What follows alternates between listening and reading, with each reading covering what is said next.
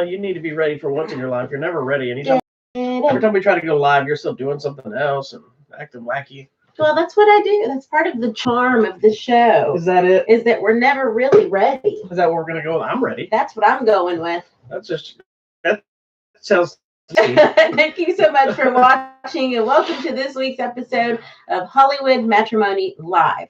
Please check out our website, hollywoodmatrimony.com. Thank you for watching us right now on Facebook and YouTube. You can also find us on Instagram and the Twitter. Tweedly, tweedly. No one's going to get that reference either. No. I'm old. It's okay. I acknowledge it. All right, so we got new ones I'm just going to talk over. So we got a few different things to watch. We didn't get to see everything we wanted to see with life getting in the way and things like this. But we do have a few things for you today. So it's not like just trying to, oh, dear God, what? And we did get our carpet cleaned, so. Yeah, and we had a very traumatic, almost near divorce situation earlier because I found out this woman was eating meatloaf with eggs in it. And I'm not talking about eggs that were used as a binding agent to make the loaf of meat. I'm talking about some idiot put boiled eggs in the middle of it. Throughout the meat. And so when you sliced it. Which I don't eat boiled eggs. I don't eat deviled eggs. I don't eat boiled eggs. Like, I'll eat scrambled eggs and omelets. I don't think. Well, do you eat green eggs and ham? I might. I don't dislike deviled eggs. They're just not my favorite thing. If they're heavy seasoned, maybe. If they're ice cold, I'm in the mood. But this moron knows that I don't eat those. She also knows I'm not a big meatloaf lover. You're not. And what does she do? Hey, I brought a meatloaf home. You want some? I knew you weren't going to eat it. Before she tells me the eggs in it, I'm like, no, why would I eat that? She goes, oh, well, and it has eggs in it. Like that was a selling point all of a sudden. I know you're not going to eat it. And I'm like, it was to be funny. I said, yeah, I wasn't going to give you my meatloaf. She wasn't trying to be funny. I was being funny. There's nothing funny about just a whack job to put a boiled egg in a meatloaf. They have violated the sanctity of the loaf of meat. Mm-hmm. Now let's talk about movies. All right. So we have one. We got a new DVD one coming out next week. We have a Netflix film, and we got a couple of theatrical films. So what you want to do? Thanks for knowing. No problem. Let's talk about the Netflix one because I think that came out 2 weeks ago. It's really, even though it came out a while, it's really a movie that's for next month. Yeah. But, so I'm glad it's out there. Sorry. We're talking about the movie Klaus. It's Klaus. I'm going to say Klaus. Klaus. I think he's Klaus. Not the TV show about the ladies that do nails. This is about a man named Mr. Klaus on Netflix. It's an animated feature. And it's about the story of the creation of the mythology, perhaps, around Santa Claus. Yes. And so tell us the tale. And this is an animated Tell us the web they spun. It's an animated feature, which I really thought looked so cute in the animation. So I was excited to see it. And yeah, well, I knew already because I saw a trailer for a while back, and I thought that looks kind of cool. So I was just looking it up because it's a movie that's been done for a while, and it had been shopped around, but most people thought it was too risky for a bigger release because it's dark a little bit and it's kind of crazy, and it's a kids movie, but has elements that some people might think it's too dark for a kids movie. Yeah. To me, it reminded me like of an old school Disney. Yeah. Where it has angry characters and some violence and some darkness, but it's still a PG movie, kind of thing. And but when you first see it, it looks like it's computer animated artwork. It's so pretty. But it's hand drawn artwork that is enhanced by the lighting and colors of the computer animation, which is cool, to make it look more three-dimensional, even though it's hand-drawn artwork. Yeah, it is cool. I liked it. I thought it was so neat, and it was crisp looking. It was. To me. It's kind of. I wasn't sure if you were going to like it because it has some awkward character designs and wonky buildings. Yeah, but they weren't weird. They were weird. You have this weird, creepy line of animated characters that you don't like. Yeah, like your weird. Paranorman. Why is this not letting me type anything? Because you diss some Paranorman, and when you diss Paranorman, you diss yourself. Know what I'm saying? No, I don't. But yeah, I mean, it's just I think the weirder the better. I like. I guess so. I think you really do. No, but I liked it, and I thought the story itself was cool. How we're trying supposedly in this film, Mr. Klaus was a real person. Did Santa? I believe Santa Claus was a real person. Well, there's St. Nicholas. Which is who was Santa Claus. Okay, but this was not a St. Nicholas man. No, this was just I'm a just Mr. saying, Klaus. Just saying. Who made toys. I was just making a comment based on your statement. Okay. Of denial. Well, also on Buffy, they said that nobody cares Santa about Claus was actually a demon that ate babies. That's the Krampus. Yeah, okay. So which I do like. Did you see there's a big Krampus They just lazily wrote a story that merged the two. Did you see there's a Krampus Fest coming up? Yes. That's so there's cool. Krampus Festival every year. I don't know if they've always had it here. We need to go. Anywho, let's go there. See if it works. I really like that we get the story of the real guy, and we get the story of the we get the story of the real guy, of the real Mr. Klaus. But then you get the story of it's really about the Postal Service. It is. Well, it's funny because the Postal Service had a big impact on the entire Santa Claus Christmas thing because they have a whole thing where you can mail in letters and you get responses or addresses you can mail it to. Then it turned into where the government created or I don't know if the government did, but somebody created the Santa weather tracker or the NASA tracker or whatever. Sleigh tracker. Thank you. We used to watch it. And so it's always been a big part of the Christmas mythology of the Santa Claus and mailing letters to Claus and all that stuff. Did you write a letter to Santa? I want to say I did, but I never mailed it. My letters were always leaving it out with the milk and cookies thing. Oh, see, my dad would take me to the post office. Oh, no, I did the old school thing because it was always like you write it out, you leave it out, and you left the milk and cookies. So reality... We did leave milk and cookies, too. It was... And I'd get in trouble because then I would try to get up and eat the milk and cookies because I knew there were free milk and cookies out. Babe, that's not right. We would leave chocolate chip cookies and milk. And my dad would take me to the post office, and at the post office, they had one special box in the center of the thing, and it was a candy cane striped pole with a red box. You could open it and stick your letter in. I should have known something was happening. Something was afoot. Because, my dad requested types of cookies or what to put out ahead of time. He's like, you know what I think Santa Claus would really like this year? And he'd be like, butterscotch this, or this kind of cake, or... And I'm Your dad loves his sweets. I was like, oh, you might be right, Father.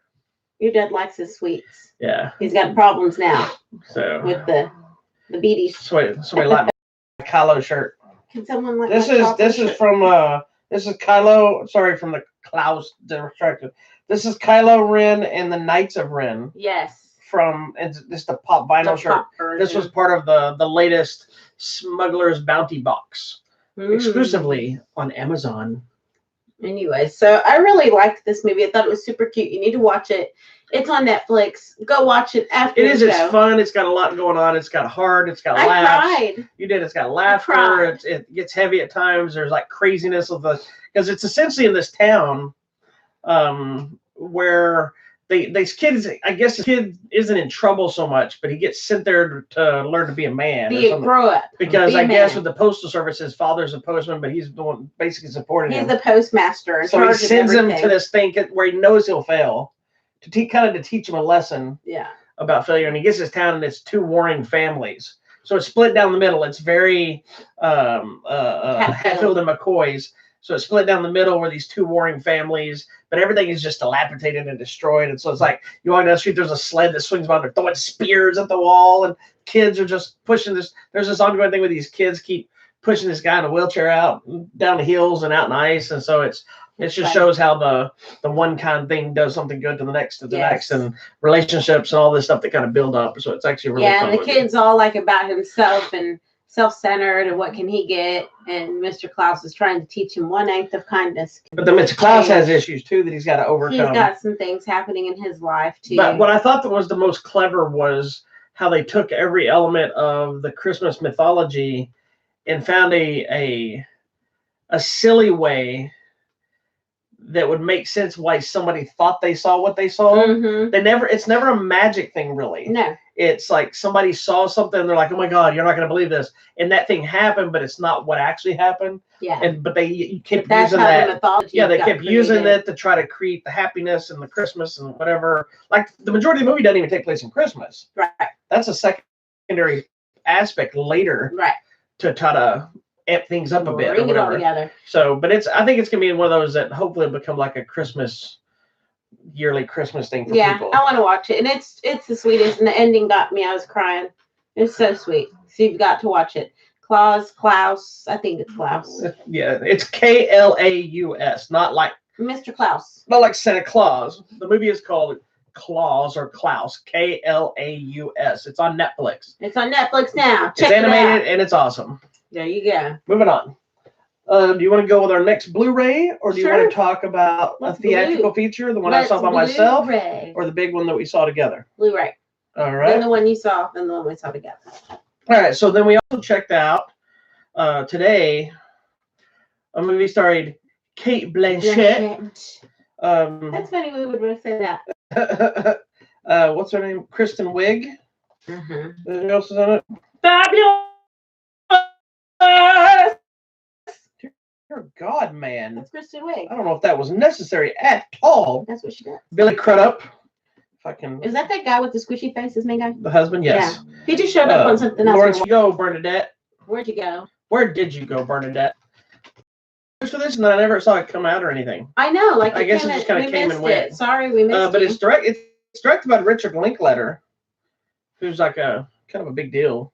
I think he's the one that did that movie, was it The Boy, or the one that they shot it over like 10 years or something, that kid's life or whatever, with Trish Arquette. And I don't remember. It doesn't matter. We're talking about Where'd You Go, Bernadette.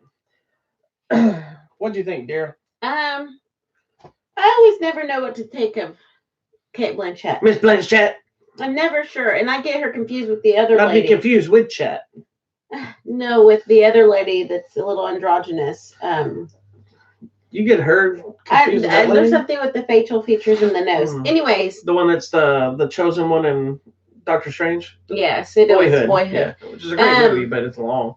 So this movie, Kate Blanchett's character is an architect. Yeah, she's agoraphobic and but she's fallen into kind of a depression. She's agoraphobic. She's really isolated herself on purpose. She does everything online. She doesn't want to talk to people. But she's married, has a daughter. And her daughter's her best friend, which I thought was really cute and endearing. Well, because her daughter understands her and knows it. Yeah, her daughter accepts her. Yeah. And she's quirky because she's an artist. She's like a genius artist. So she's got that quirk. I understand it completely. That's what I wondered. Did you connect with this in the artistic aspect? Not really. Okay. I don't think I'm like crazy artist. You're not a weird artist. She is. I guess I'm weird. She's what you would call a creative. I think I'm more of. Somebody told me the other day. How did they put it? They said something about me being a witty, like I'm super fast wit with humor. You are. So I think I'm like a witty humorist, more so where my genius. But you're also an artiste. That's what I'm talking about from my artist, because everything I do is almost cartoon based. It is. So it's about silly goofiness, and everything I write is something that's silly and goofy and outside of reviews and stuff. And then you tell me crazy things that make no sense sometimes. They make total sense to me. I like to blend words that don't go together. I know you do. It's my favorite thing in life to do. If I could just sit in a room and people would come in and say, look, I need a new name to call somebody and I want it to be in this film, I would, oh my God, if that could be my job. And most of it's cuss words, but I like throwing two words that don't belong together. All right then.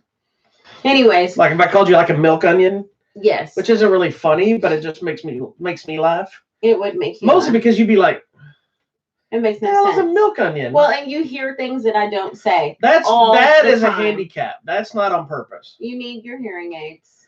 So there you go. Somebody says that we're cartoons. I am a cartoon. Anyway, so the movie, it's about her and just kind of crazy things are happening in their life.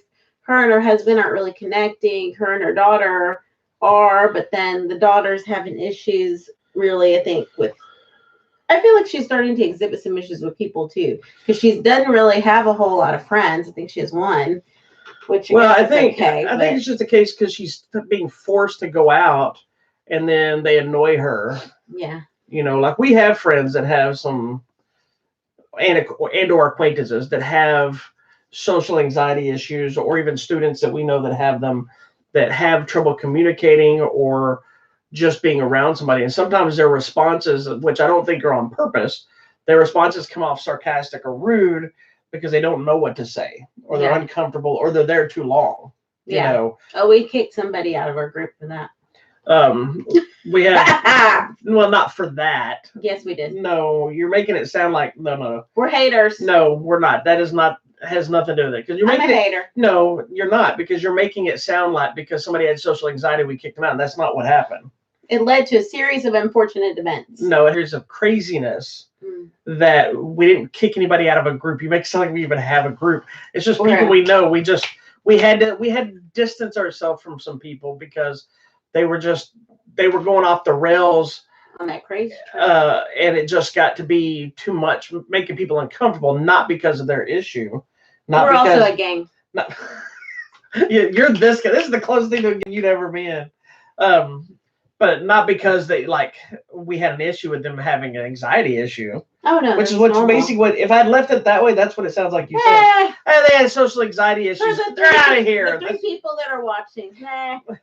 4 people. 4 people. But that still doesn't matter. Watching. It's like, no, but you have to. This movie is one of those that I think one of the biggest parts of this movie is the fact that the people, a lot of people she fights with, don't understand that she has these issues. Right. They just think she's a bitch. Yeah, and she's not. She is, but the reality is she also doesn't want to deal with these people or talk to these people or have anything to do with them because of that. But it's also has now been enhanced because of other situations. There's some other things happening. There's some crazy things happening in this movie. See, which seems totally kind of plausible and weird at the same time. Yeah, and it was one of the things, it wasn't the direction the movie I thought it was going to go, because with the title of being, Where'd You Go, Bernadette, I thought it was going to be she disappears at the beginning and the whole movie's looking for her. Mm-hmm. That's only 30 minutes of the movie or something. The rest of it's her life and her family and why she leaves. And then it makes total sense. Mm-hmm. And her leaving and everybody coming together is kind of explains what she needed and what she didn't and what went wrong and what went right and a little bit of everything. So anyways, it's interesting. I don't know if I really loved it. I didn't love it, but it was okay. I thought it was a good movie. It's not a movie I'd watch more than once. It again, but yeah, it's one of those that I thought it was a good movie. It had good performances and it was interesting. It was, for a Richard Linklater film though, it kind of surprised me because it was so generic from a standpoint of its cinematography and the way it was shot is very Hollywood by the numbers. There's nothing standing out. Especially after the other movie I saw today is so different, and some of his other movies are always kind of weird, stylized, or have unique choices. This one felt very generic to me from that standpoint. I'll get my official review up later on our website at HollywoodMatrimony.com, and it won't be any insulting of the people with social anxiety like this one. Meh. You have to understand that she's kind of a biatch. No.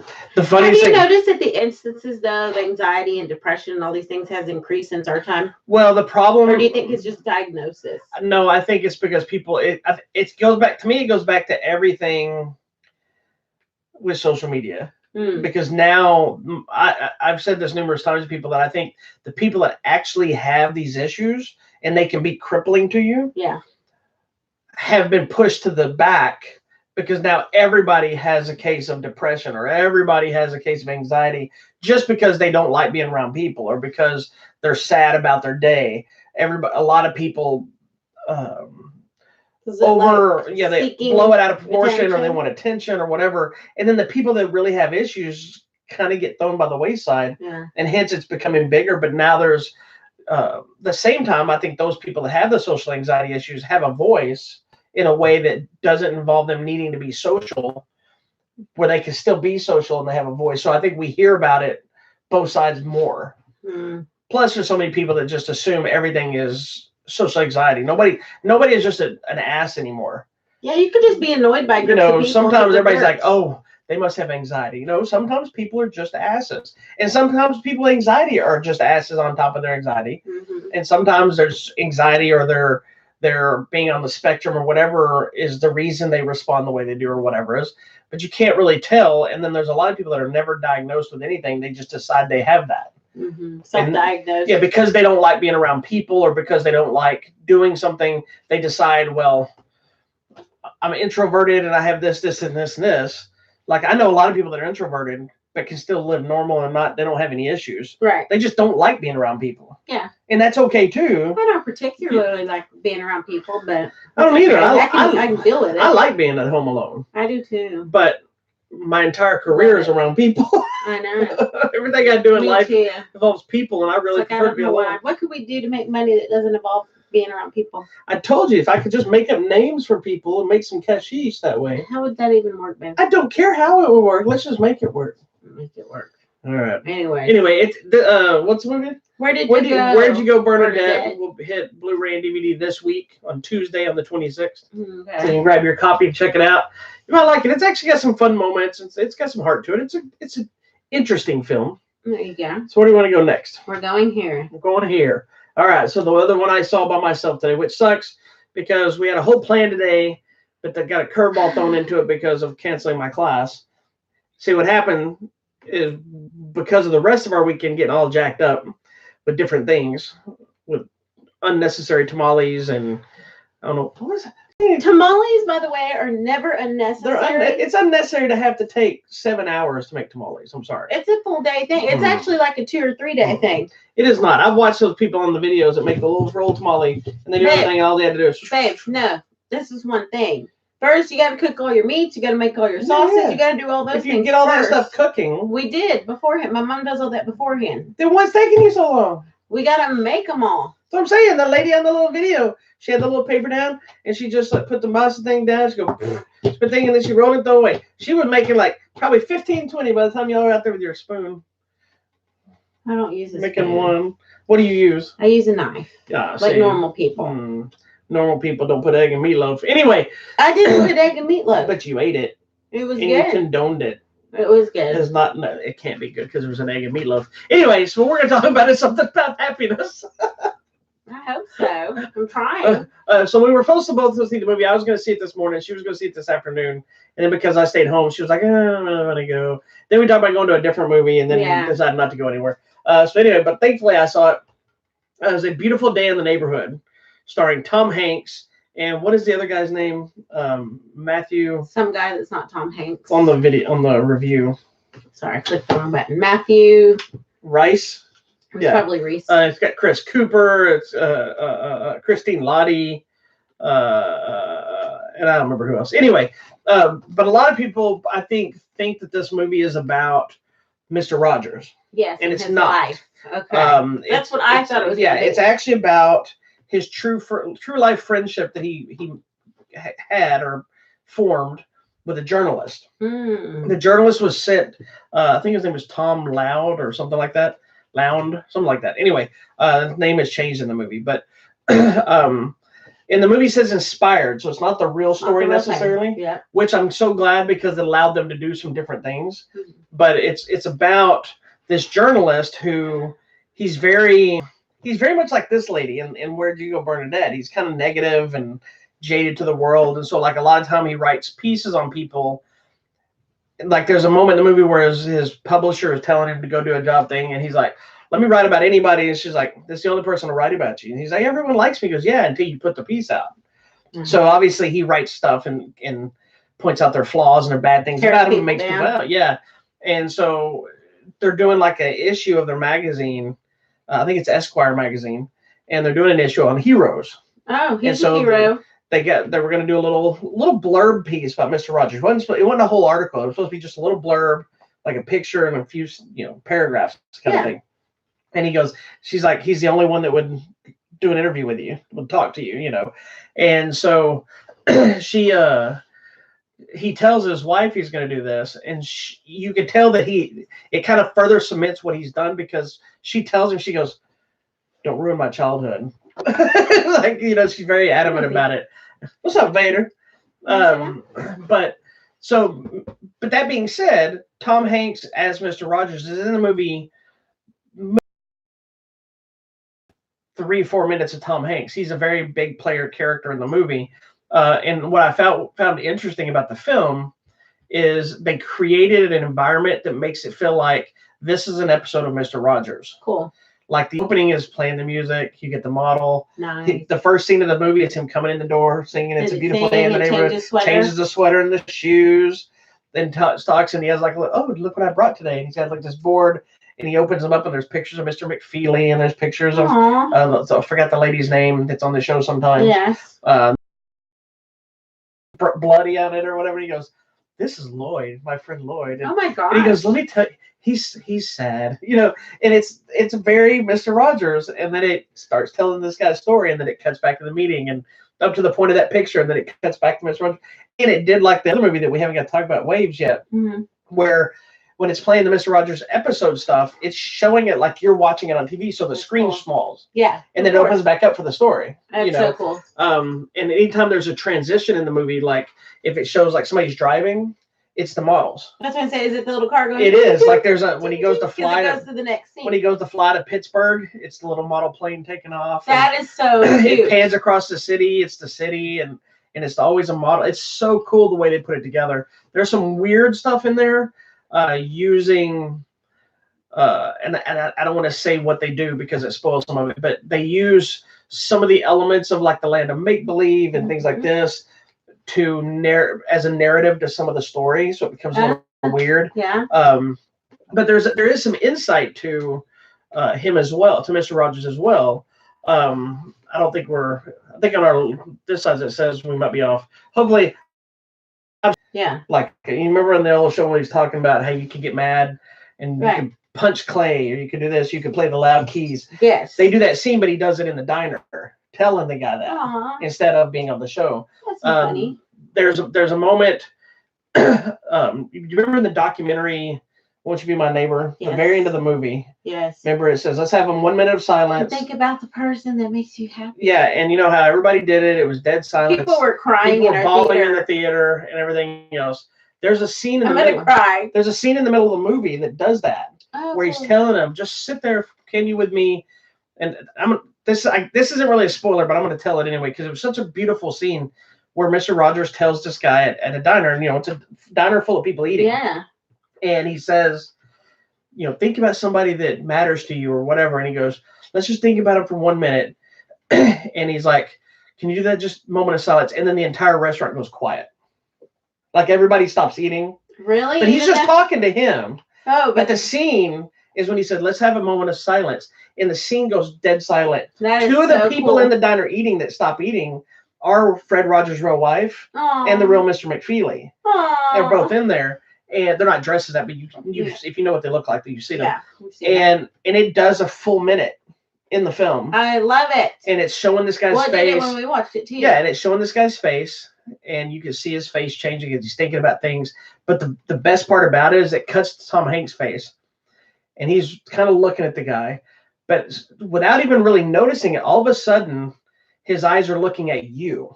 The viewer, and it's getting closer and closer to his face, and you're looking right into his eyes.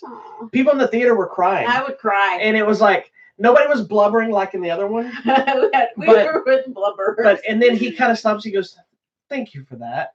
And you see people in the theater like taking their glasses off and doing this thing, and. Well, when Mr. Rogers tells you something, you do it. Well, and that's what I thought was so powerful about this movie. And I wrote in my review was that Tom Hanks is so good in the role that sometimes you hear the words and they're just as powerful from him as they would have been from Mr. Rogers. They're the same dialect, but they also deal with his because he was a reverend. Yes. And they don't deal with the religious side, but they talk about like some interactions with his wife, and they talk about how he prays for people every day, and they said, but he prays for people by name every single day. That's cool. And he makes a list, but all he says is something like "thank you very much" or "pray for," and then he just says their names with a pause.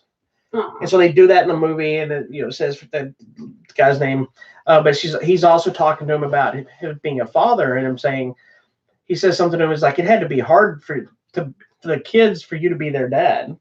Talking about Mr. Rogers. Yeah.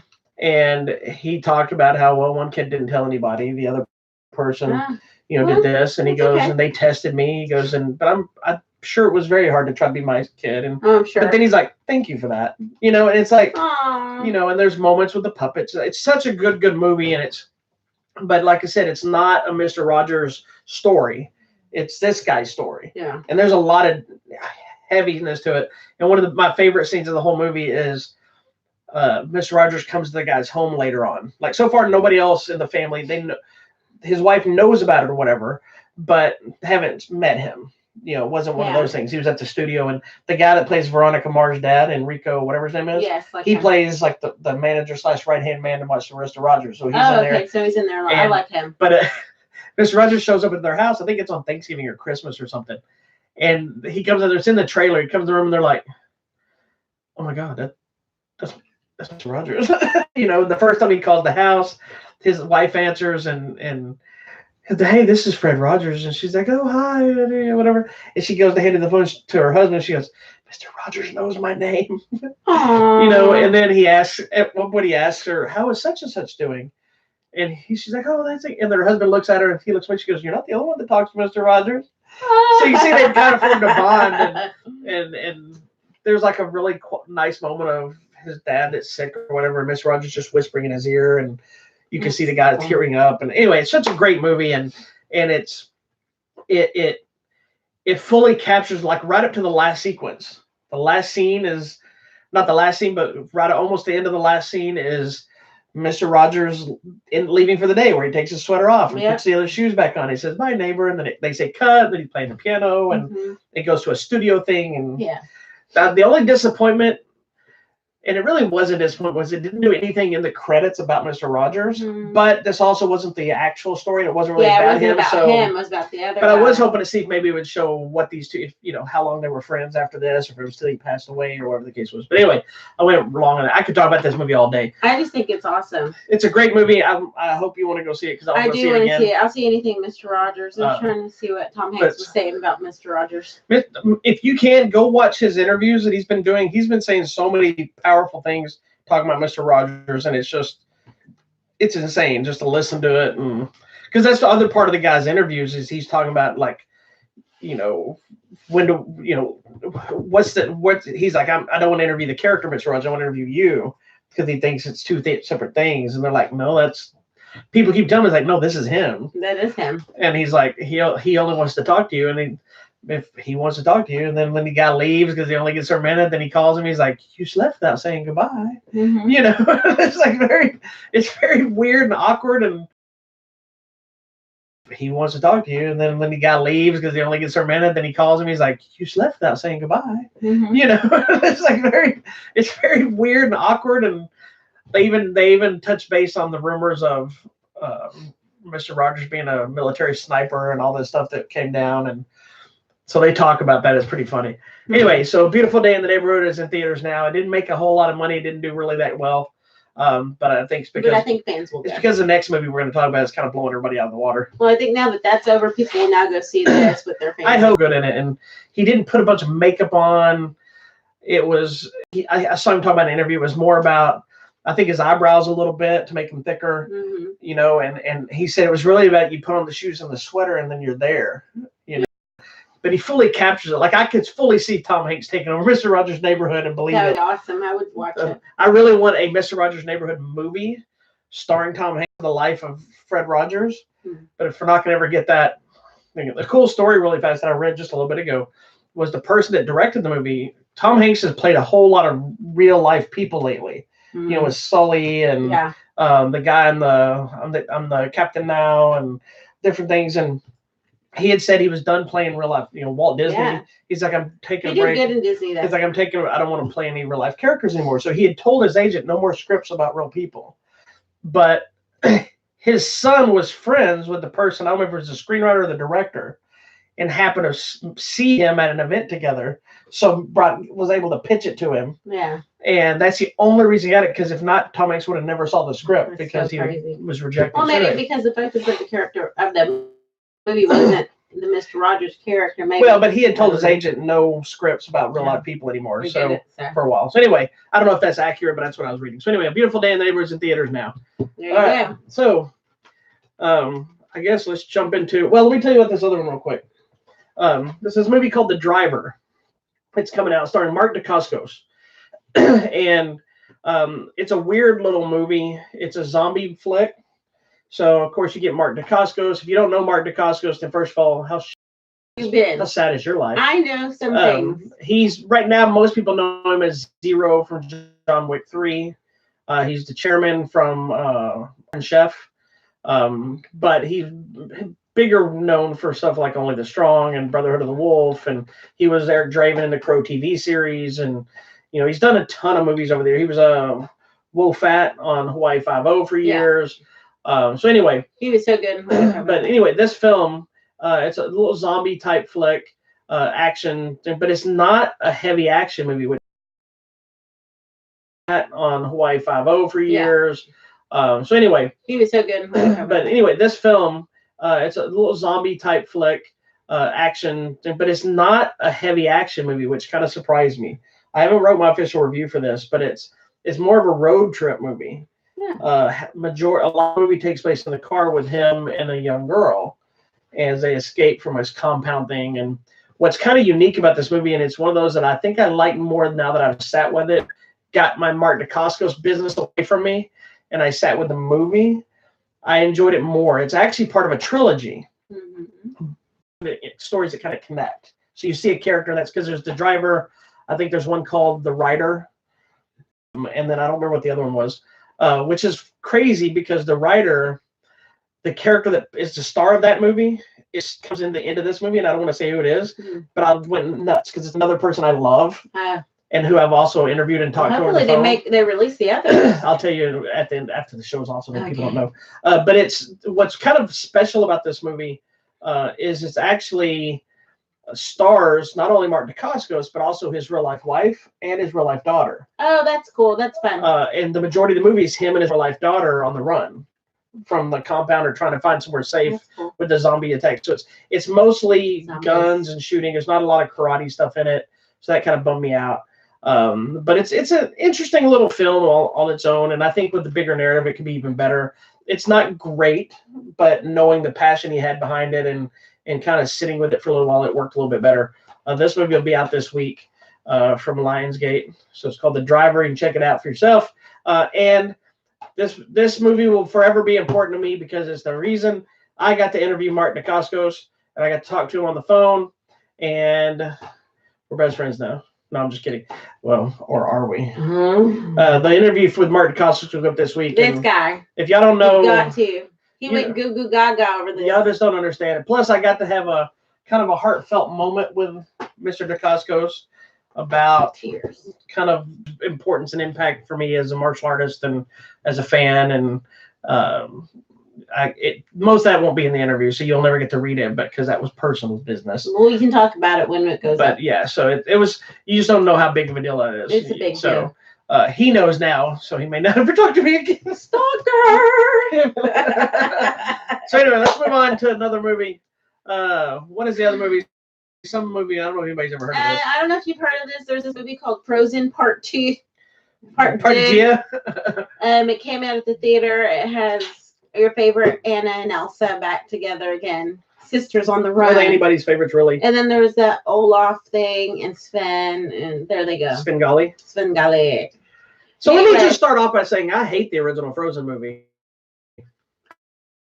I'm indifferent. It's okay. I watch it over and over. It's okay. I'm not going to say I hate it. I think it's okay. A beautiful movie. It's pretty. I don't find it entertaining at all. Like I recognize the talent of the singing. I can recognize how when I watched it, Let It Go, you could tell that was going to be a massive hit song, but I didn't like it, the music. I don't think there's any memorable characters in the movie. Nothing happens in that movie. Like, to me, like we talked about this with Beauty and the Beast before too, where I know there's some people that connect with it about the sisterhood and these kind of things. And I get it. Everybody connects to things differently. So it's not me bashing your thoughts. But to me, all I saw was a girl has powers and she has issues with controlling it. So instead of them helping her control it, they lock her away. Child abuse. The girl that can't, they're afraid that she's not going to be able to handle it. So they take her memories away instead of helping her deal with it. And then when they finally get later in life, the girl gets mad about something, throws a temper tantrum, and it becomes a thing. And it's okay that she's done all this stuff. And everything in between was just filler. And I was like, and so I thought maybe it was just me the first time I watched it. So when it came on Blu-ray, I watched it again. Yeah. Like, nope. So now it's been however many years it came out. Right before I saw the new one, I watched the original again. Yes, you did. Trying to give it a chance.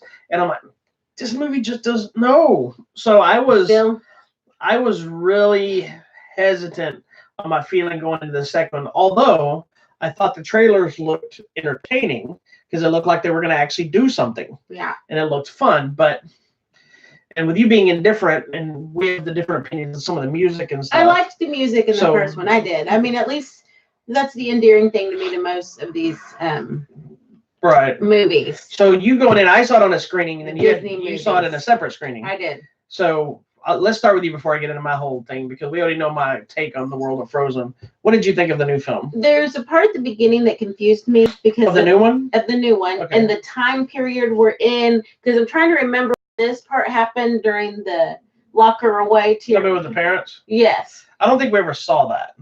I know, but is this before or after? Or I think this is quite a time after.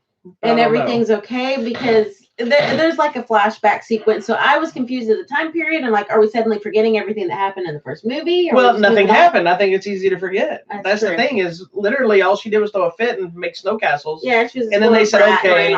But it wasn't her fault. She was also locked up. I agree, but they didn't deal with that part. That's what I think would have connected had they dealt with the fact that she goes, but you don't understand. Mom and Dad locked me away, and I had no connection with you. And the other ones would be like, Mom and Dad took my memories. How dare they? But none of that. It was like, I didn't know. Oh, I love you. Let's be together, frolic in the snow. Look, a talking snowman. That's what I got from that movie. Mm-hmm. Like I rewatched it for the third time, and I didn't remember any of that movie. That's how forgettable it was to me. Well, here's the thing. To me, it was confusing at the beginning. And honestly, to be like, hey, let's have a little flashback of this. Are you talking about the new one? It was odd to me, but whatever. It did have a little. It had a little bit of a clunky start. And when it started, I was like, where are we? And what's happening? I didn't even have that. I was like, oh God, here we go again. No, I just thought it was like Saturday morning cartoon, but I understand they were trying to set up the bigger story for the movie. Just know the beginning to me did feel a little off, but that's okay. So what did you think, before we go into details, what did you think of the new film? Overall, I really enjoyed it. I'm not going to run out and see it 3 or 4 times because these are not my Disney characters. No, and they're technically not for us anyway. But I know it's not for us, but but I do love certain Disney characters that I will watch over. About white people. Yes, I noticed, and I called you immediately after. I'm like, oh my gosh, there was a black. You're like, wait a minute, there wasn't a single person of color in that first movie. And there'll be people that argue that say, oh, well, what about this person over here? It's like, oh, you mean the little muffin salesman or something? Yeah. In the background. But not that everything has to have a person of color in it, because I also don't like when they force them on you. No, not at all. Like that's one of the things I really, and it's funny because the new movie is not getting as good of reviews as the old movie. See, and I don't get it. I've read a lot of bad reviews for this new one. And I, for one, am proud to admit that I enjoyed this new one. There you go. I had fun with it. I still don't think the characters are all that memorable. They're very generic, throwaway characters to me, even Olaf. But I found the balance of the story with, you still had the sisterhood stuff that they're dealing with in a different way, and that kind of stuff worked way better to me this time because it wasn't about pouting. It was actually about needing each other and the dangers of being separated and what you're going to be going through and that kind of stuff, as well as the people. But then you also had, some dealing with some lies of finding out parts of your life were lies, and you're dealing with the environment or the nature or whatever you want to call it. And then you're also dealing with one of the things that I really like that you don't see enough of, I think. We're so busy with the Me Too movement being about women only. You never hear as much. You hear it, but it's not as much about the guys' issues. Right. And in this case, you have a very strong male character, but he's struggling with his own feelings and how to express them. But I also like that he's not a character that tries to step up to save the day. He's supportive of her. Like, what do you need me to do for you? Yeah, which I thought was cute. It's not about, hey, you need me to do this. He's like, what do you need me to do for you? Yeah, they're like a real partnership, which I did appreciate. Relationship, and that we do have a focus finally on someone besides the 2 sisters. And he has the best song number of the entire movie. That was super. That power ballad is awesome, and the way they shot it. That's the only song in the movie that I even remotely remember. I honestly don't remember any of the music in this movie again. Well, there's no standout songs in this movie. Well, there's one that I think they're going to try to push because I felt like in the credits it sounded like it was Adam Lambert singing. I don't care who sang it. A reprise, but I think it's going to be the big one. I don't remember any of the music from the movie except for his song, and I remember the visuals of it, not so much the song, but it was probably, to me, my favorite part. But again, even more so than the first one, I thought it was a beautiful movie.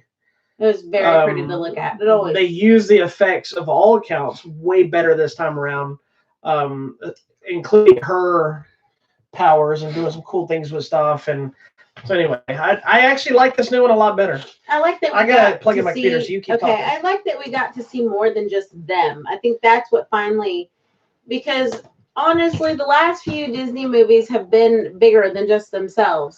Toy Story 4 was bigger than just the core characters, and Aladdin. We started to get out. So I feel like each movie has gotten bigger, and this is the only one that the first movie seemed just so focused on just the two of the little. The first movie is very small. It is, and it's just the two bratty kids. Like, okay, and yeah, it keeps. I don't know if we're still on or not. Oh well.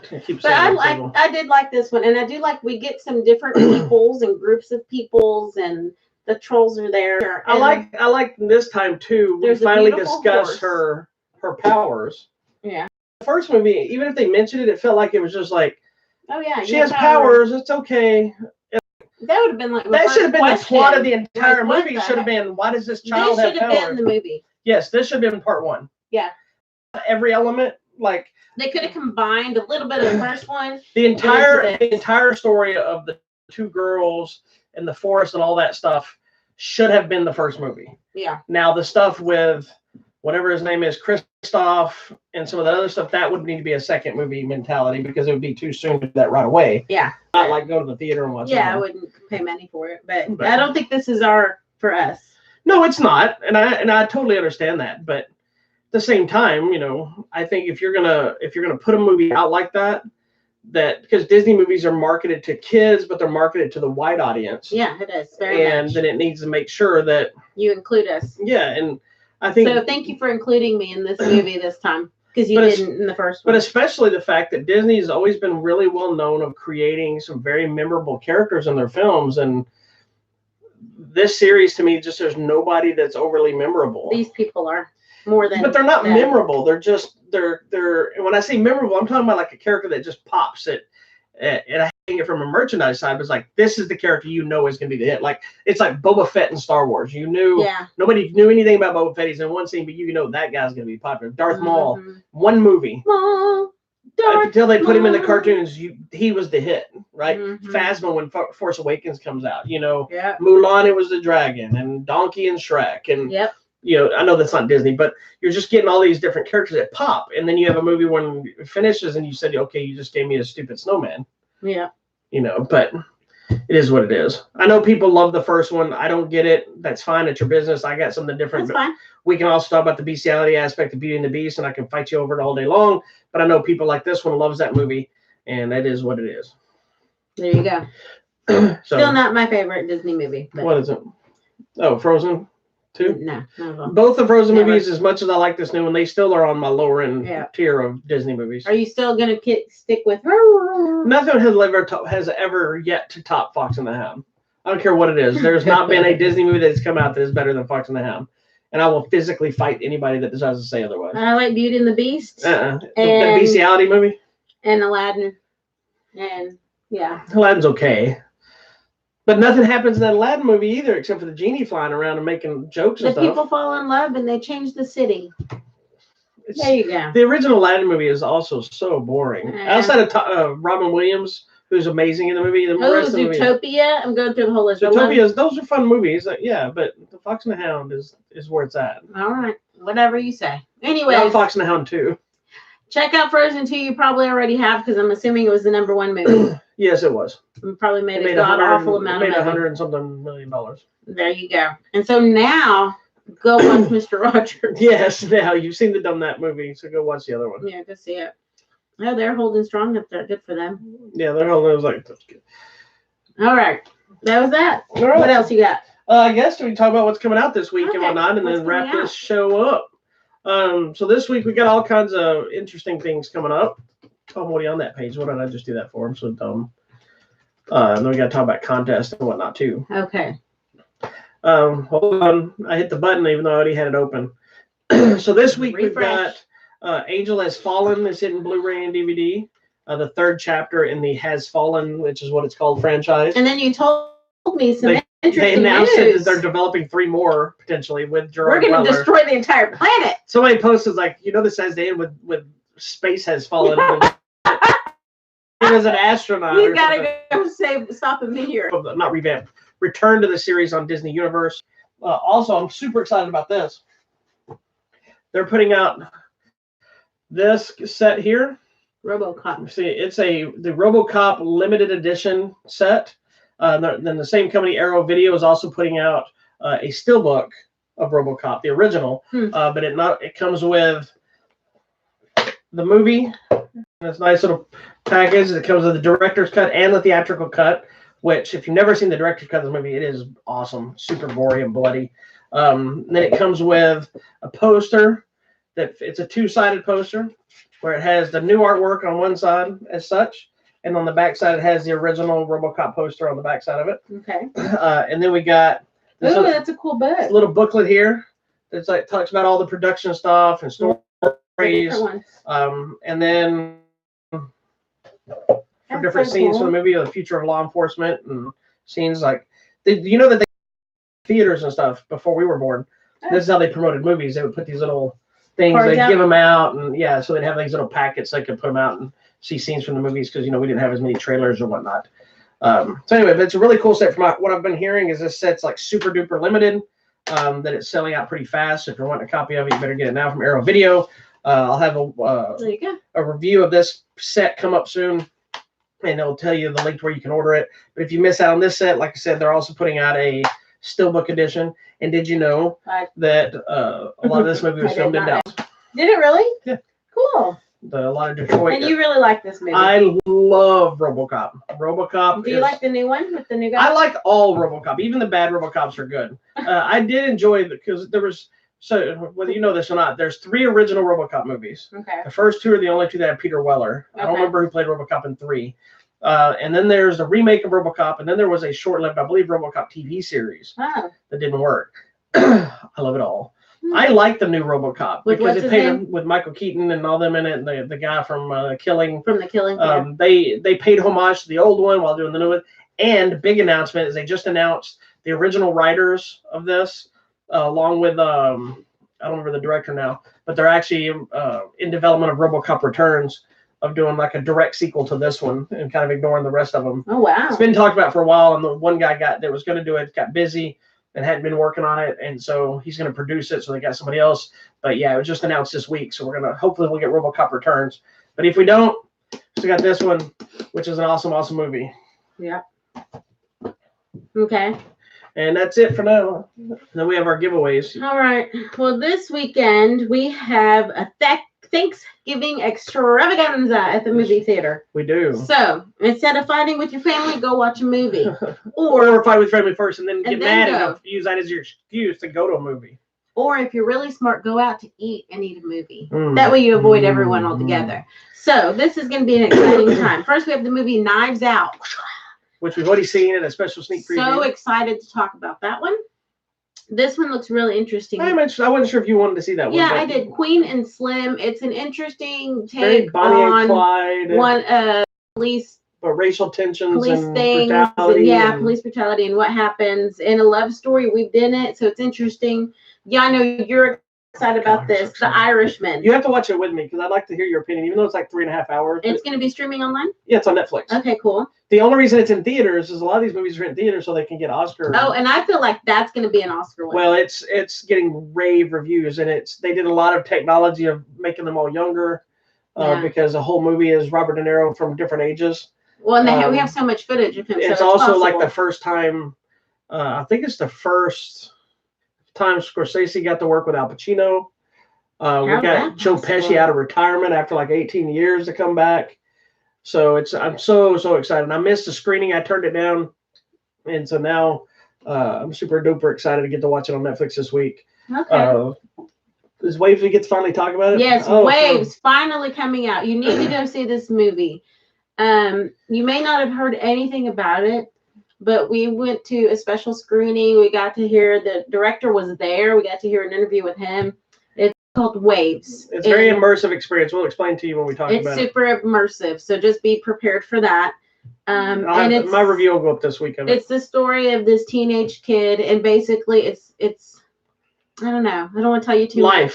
It's what life. It is. It's life. But you know how one thing leads to another thing, and it's one of those stories of one thing happens and it spawns everything else. Yeah, but we and I related to a lot of that stuff in that movie. Yeah, it was pretty deep. So you got to watch it. Check it out, please, please, please. Go check out these movies. Okay. I thought Dark Waters was coming out this week. Hold on. There it is. I'm not there yet. That's just Thursday on Thanksgiving. Oh, that's all Thanksgiving. That's all Thanksgiving. Sorry. Okay, then we get into the regular weekend stuff. Friday. So there's this movie called Holiday Rush. Don't know anything about it. It says it's a streaming online somewhere. No idea. Merry Happy Whatever on Netflix. I don't know what this is. Nobody cares. Netflix movie. Dark Waters is the one I saw. It's one of those movies that it's really great. We'll talk about it, but it'll piss you off. It's all about the DuPont pollution lawsuits and everything else. I'm hearing plastic water, so to me this is not going to be good. It's pollution, and it's the short version is it's actually about Teflon. You remember Teflon? I remember Teflon. Oh no.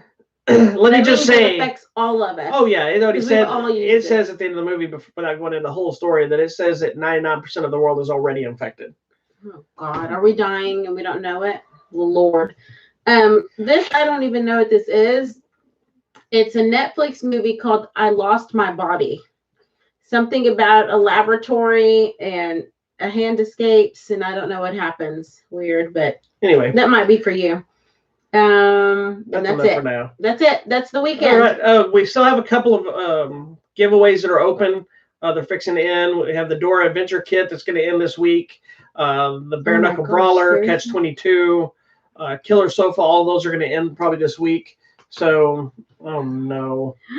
There's a sequel to my Christmas movie from last year. Okay. What was the movie last year? A Christmas Prince. That was the name of the movie last year? Yes. Too? Oh God. And now this is A Christmas Prince, the Royal Baby. So he knocked somebody up? Well, no, they got married. So it's the girl from My Zombie. Nobody cares. Oh my gosh, I'm so in love. Jeez, okay. It's time for all the Hallmark Christmas movies too. I know, it's next week. Sorry, I got excited. Keep talking. Anyway, so those contests, so get your entries in now. If you're interested, they're going to end this week. Alrighty, that's it. That's it for now. So Thank you so much for watching us at an earlier time. It's because I want to go eat dinner. Yeah, and for you people that were joining us on the YouTube side, for some reason there was a connections issue back and forth. So if it cut out, I don't know if it did or not because it seemed to still be going live. But if it cut out, I'd apologize. If you did miss anything and you want to see it, you can jump over to our Facebook page and see it in its entirety. There you go. Thank you so much for watching this week's live episode. You can find us at HollywoodMatrimony.com. You can find us on YouTube at Hollywood Matrimony, Facebook at Hollywood Matrimony, Instagram at Hollywood Matrimony, and on the Twitter at Hollywood Matter, MATR. Tomorrow for another screening during the day. We may have to go to a vet, depending on how you feel on that part. And then we have our Thanksgiving banquet for our Taekwondo class. Yes, we have a lot happening. Evening, so I actually started a new show to talk about. Well, I have shows now. I'm actually prepared this week. Do the show. I just don't know if it's going to be during the day or if it's going to be the evening. So we'll do the show one way or another. Such a busy one. And then back here for another episode of Hollywood Matrimony Live on Sunday, where we'll talk about all things movies and fun stuff, and we'll share you our life of shenanigans of Thanksgiving. Yes, we'll tell you what may or may not have happened. I don't think we had any real big movie moments. Did you have any theater experiences to talk about? Yes, you did. That guy. Oh my God! Should we tell him now before we leave? Yeah, that'll be a funny story. Okay. We can't tell. No, that was a Knives Out story, so we'll save it for next time. Oh goodness. We'll save it for next time. All right. For Knives Out, we have a good story. So anyway, we'll see you next time. Make sure you click the subscribe button below. Hit the subscribe button on the little orb if it pops up, and then check out whatever trailer shows up. Thanks. Thank you very much. Bye. See you next time, and peace out. Have a good Thanksgiving.